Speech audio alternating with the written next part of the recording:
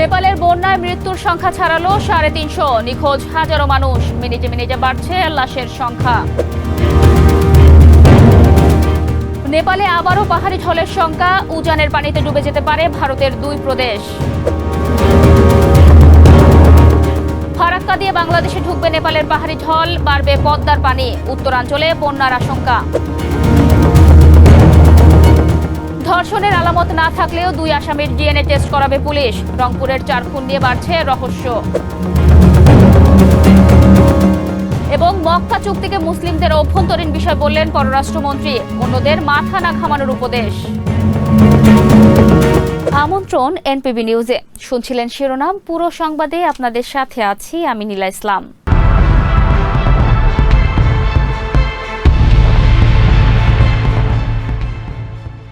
মিনিটে মিনিটে বাড়ছে মৃত্যুর সংখ্যা, কাদামাটির স্তূপ থেকে উঠে আসছে মরদেহ, পাশেই স্বজনদের অসহায় আর্তনাদ।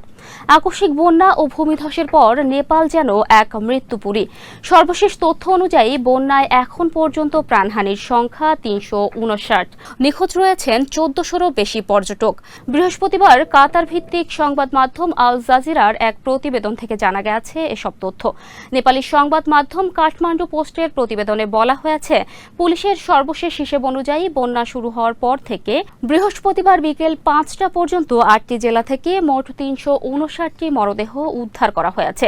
রাসুয়ায় থেকে 17টি, নুয়াকোটে থেকে 28টি, ধাদিংয়ে থেকে 33টি, চিতওয়ান থেকে 132টি, গোর্খায় থেকে 30টি, তানাহুরে থেকে 22টি, নওয়ালপরাসি পূর্ব থেকে 82টি এবং নওয়ালপরাসি পশ্চিম থেকে 15টি মরদেহ উদ্ধার করা হয়েছে। অন্যদিকে নেপালে দ্বিতীয় দফায় আরেকটি বন্যার আঘাত আসতে পারে বলে জানিয়েছে দেশটির আবহাওয়া অধিদপ্তর। নেপাল চীন সীমান্তে উজানে আটকে থাকা ব্লকেজের কারণে এই দ্বিতীয় দফায় বন্যার আশঙ্কা তৈরি হয়েছে। আবহাওয়াবিদদের মতে বিপদ এখনও পুরোপুরি কাটেনি। উজানে জমে থাকা কাদামাটির বিশাল স্তূপ জনপদের দিকে নেমে এলে তা আরও বড় বিপর্যয় তৈরি করতে পারে। নেপালে আবারও আঘাত হানতে পারে পাহাড়ি ঢল। চীনের সঙ্গে সীমান্ত লাগোয়া অঞ্চলে উজানে আটকে থাকা ব্লকেজের কারণে দ্বিতীয় দফায় আবারও সৃষ্টি হতে পারে পাহাড়ি ঢল। এতে ডুবে যেতে পারে ভারতের 2 প্রদেশ। বিস্তারিত জাওয়াদ আহমদের রিপোর্টে। নেপাল যেন পরিণত হয়েছে এক মৃত্যুপুরীতে। ভৌতিক নদী রাক্ষসী রূপ গিলে খেয়েছে যা পেয়েছে সব। তবে আশঙ্কার বিষয় হচ্ছে এই ঢলই শেষ না। দ্বিতীয় দফায় আবারও হানতে পারে ভয়াবহ ঢলের আঘাত। নেপাল চীন সীমান্তের উজানে আটকে থাকা ব্লকেজের কারণে আবার দ্বিতীয় দফায় পাহাড়ি ঢল বা প্লাবন হতে পারে, যাতে ডুবতে পারে ভারতের 2 প্রদেশ, জানিয়েছেন স্থানীয় আবহাওয়াবিদরা। এনডিটিভির এক প্রতিবেদনে উঠে এসেছে এই তথ্য। বর্ষায় দক্ষিণ এশিয়ার দেশগুলোতে পাহাড়ি ঢলে ধ্বংসযজ্ঞের চিত্র আগেও সামনে এসেছে। তবে গণমাধ্যম আর সামাজিক নানা প্ল্যাটফর্মে নেপালের ধ্বংসযজ্ঞ সাময়িকভাবে যেন তুচ্ছ করে দিয়েছে অতীতের ভয়াবহতা। স্যাটেলাইটের ছবিতে স্পষ্ট, মিতিরি সেতু থেকে 20 কিলোমিটার দূরে উজানে জমেছিল বরফ আর রাবিশ। পানি প্রবাহ বন্ধ করে যা তৈরি করে অস্থায়ী লেক। মরার ওপর খাড়ার ঘা হয়ে আঘাত হানে ভূমিকম্প। এতে বাধা তৈরি হওয়া বিস্ফোরণ মুহূর্তেই গ্রাস করে সব।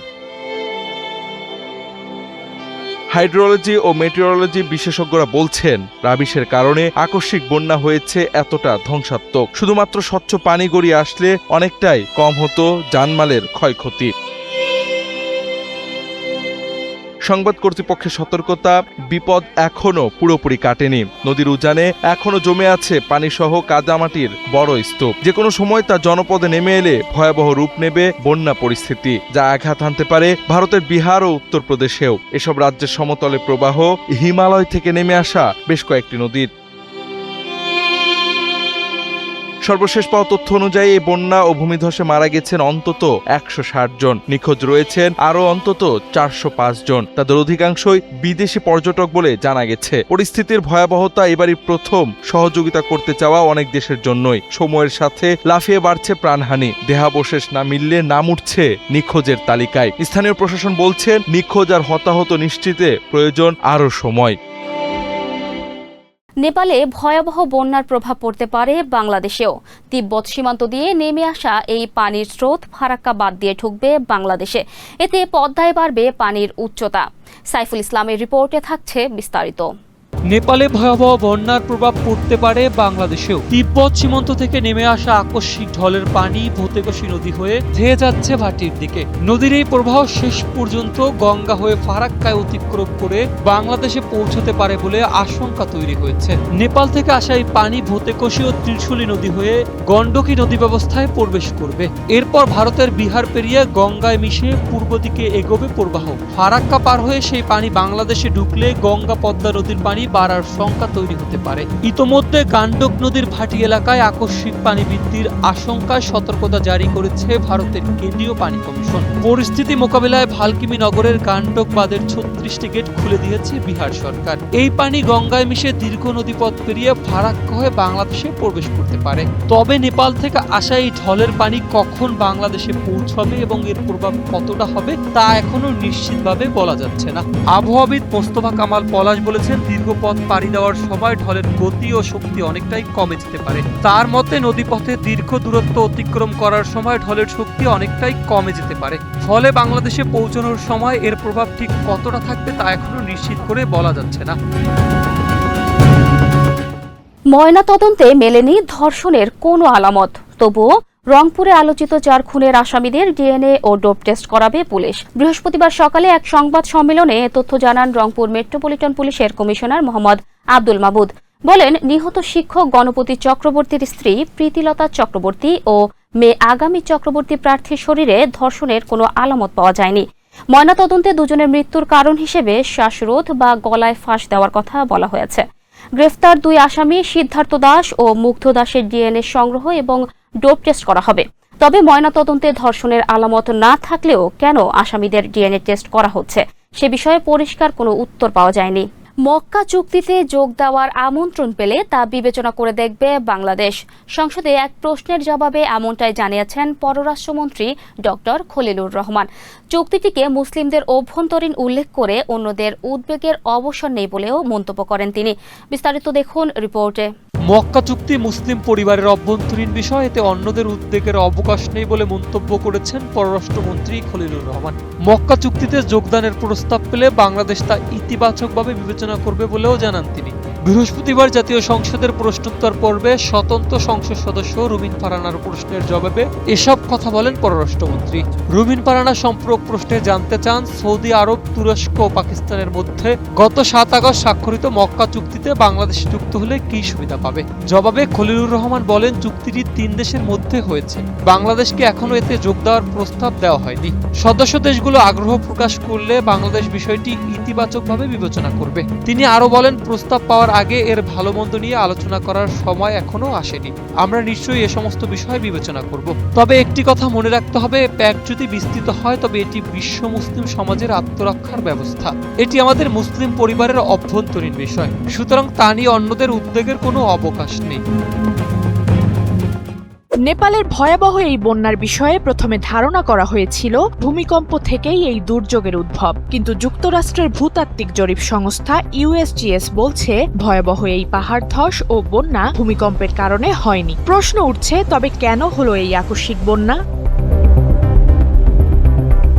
এ বিষয়ে USGS বলছে হিমবাহ ধসের কারণেই এই আকস্মিক বন্যার সৃষ্টি হয়েছে। পাহাড়ের ওপর দীর্ঘ সময় ধরে জমে থাকা বিশাল বরফের স্তূপ বা বরফের নদীকে হিমবাহ বলে। বিজ্ঞানীদের মতে হিমবাহ ধস সাধারণত হয় তখন যখন তাপমাত্রা বেড়ে বরফ গলতে শুরু করে এবং হিমবাহ পাতলা হয়ে অস্থিতিশীল হয়ে পড়ে। এর সঙ্গে অতিরিক্ত বৃষ্টি, তুষার গলন, পাহাড়ের ঢালে পাথর বরফের ধসও ভূমিকা রাখতে পারে।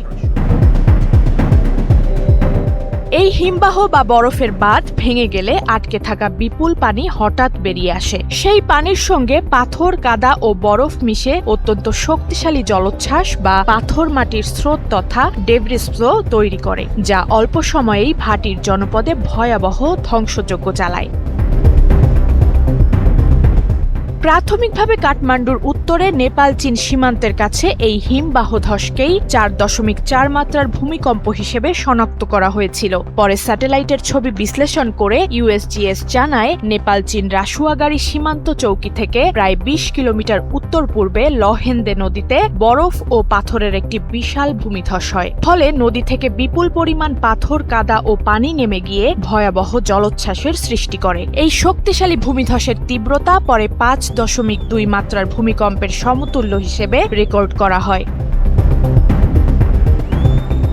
হিমবাহ ধসে সৃষ্ট ভয়াবহ এ বন্যায় এখন পর্যন্ত 160 জনের মরদেহ উদ্ধার করেছে নেপাল পুলিশ। নিখোঁজদের উদ্ধারে এবং ঝুঁকিপূর্ণ এলাকা থেকে মানুষকে সরিয়ে নিতে চলছে অভিযান। কাদা ও ধ্বংসস্তূপের নিচে আটকে থাকা জীবিত মানুষ ও মরদেহ উদ্ধারে সময়ের সঙ্গে পাল্লা দিয়ে কাজ করছেন উদ্ধার কর্মীরা।